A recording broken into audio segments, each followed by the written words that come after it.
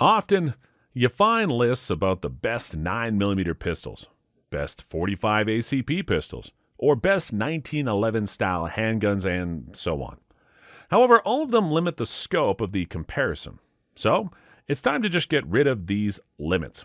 Here we compare all semi-automatic pistols on the planet and see which of them deserve to be in the top 5. Size, caliber, or brand, all this does not matter here. What does matter is how popular these pistols are. This is the vote of the shooters, the military, and law enforcement. All of them, or rather, all of us strive to get the best of the best. That means that the semi-automatics, most of us, be it as civilians or as the military and law enforcement community, gravitate to most be the best of the best. Number 5, the 1911. Yeah, you saw that coming. And you were right. The 1911 design is one of the oldest that is still in production and used today. In fact, there's still new small details here and there added, further refining the original work, making it one of the most enduring designs ever made. Invented by legendary John Moses Browning, it was the first semi-automatic pistol ever adopted by the U.S. Armed Forces. For that, it had to pass a 6,000-round torture test to prove that it was reliable enough to be used on the field of battle. At the same time, it became almost the most powerful sidearm to be standard issue to any armed forces of the world, thanks to it being chambered in 45 ACP. Not only was this beauty adopted by the U.S. military, it also stayed in service for almost 75 years. While it was replaced as the standard issue sidearm, it went on to serve for a lot of years with special units. Apart from that, it's also still popular on the civilian market 111 years after it was designed. To this day, you can buy new production 1911s that closely resemble the original, as well as updated designs that are often referred to as 2011s. These are double-stack pistols with a high capacity and new look, but function internally exactly like a 1911. Many buy the 1911s and 2011s for sentimental value or as a collector's item, while others still carry them for self-defense. Number 4, the Glock 17. Yeah, you wanted it. You waited for it. Here it comes. The Glock, or more specific, the Glock 17 and 9mm. This is a semi-automatic handgun that belongs to the most durable handguns ever made.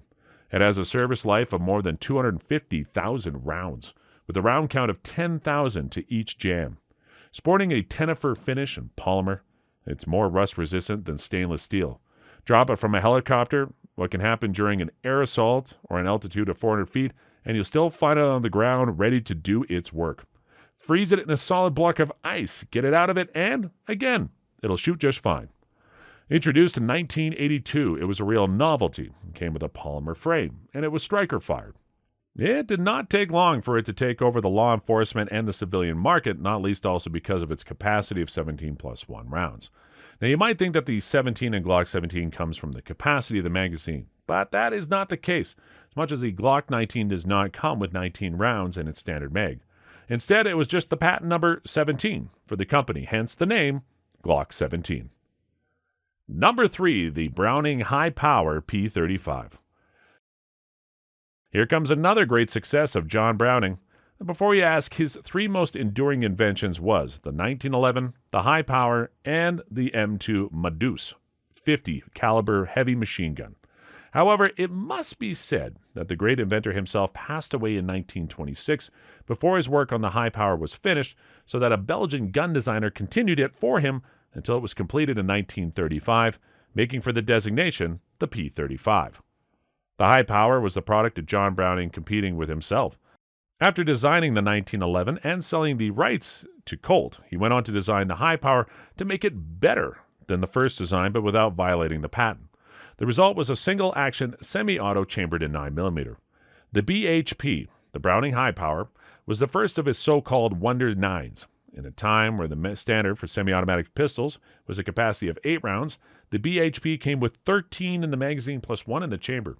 This was the first double-stack 9mm autoloader, and as such, way ahead of its time. Oh, an interesting side note, the high power does not stand for great ballistic power round by round, but for the high capacity of the gun. Over time, it became the most widely used military, police, and counter-terrorist pistol in the world, and it stayed so for decades. The list of users include, for example, the British SAS and the hostage rescue team of the FBI. What is also interesting about this gun is that it was at times even produced by Nazi Germany when the FN factory was occupied. There was a shortage for German-made sidearms at the time, so naturally they let the production of the BHP go on. FN itself discontinued the gun for a while because of a declining demand while production costs went up. However, due to newfound demands, it was brought back in a new iteration that included some changes to the original design.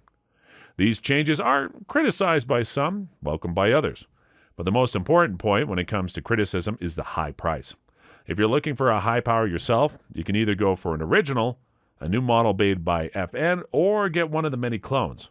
Like, for example, from Gearson or Springfield Armory, which are more like the original but cost only about half as much as the new model, or even less than that. You also get an increased capacity, which now stands at 15 rounds in the magazine and 1 in the chamber. Number 2, the Beretta 92FS. The Beretta 92FS is military designation as the Beretta M9, was a gun that ended the career of the 1911 with the U.S. military. It was officially adopted in 1984 and stayed in service for 33 years. In that time, it saw combat in Panama as well as in Iraq and Afghanistan. In the end, it had to give way to the SIG M17.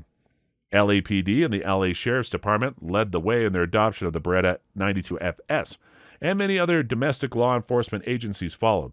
Well, the 1911 traces its origin back to legend John Browning. For the Beretta, it's the history of the company itself. Founded in 1526, it is so rich of experience that a success like the Beretta 92FS was not surprising. Even 1911 aficionados and renowned firearm industry experts Bill Wilson and Ken Hackathorn praised this gun as the most reliable handgun they ever used, but also shoots as well as a 1911. These statements from these two mean a lot, and the Beretta 92 is a very fine pistol indeed. While many of today see the Glock as one of the most hyped pistols, before the plastic wonder, it was the Beretta 92 that was all the rage. Number 1, the Ruger Standard 22 Long Rifle. Yeah, Ruger made it on this list with its standard chambered for 22 long rifle. This gun is for rimfire semi-auto pistols, what the 1911 and the high power is for centerfire ones. It is the gold standard in its category against which all others are judged. Introduced in 1949, it was a pistol that started the careers of Alex Sturm and Bill Ruger with Sturm, Ruger & Co., which is now one of the industry giants in America. The Ruger Standard 22 long rifle has proven itself over and over through the decades, coming in more and more new variants and more customizations. In a silenced edition, it was even used by Green Berets to achieve some stealthy kills against Viet Cong and the North Vietnamese army. On the civilian market, it became a well-known plinker and paper puncher. There you have it, guys. The best of the best semi-automatic pistols of the world. If you think that your favorite gun has to be on this list as well, hey, let us know in the comments and tell us what makes it so great, or in other words, so popular, that it deserves to be named along with our picks.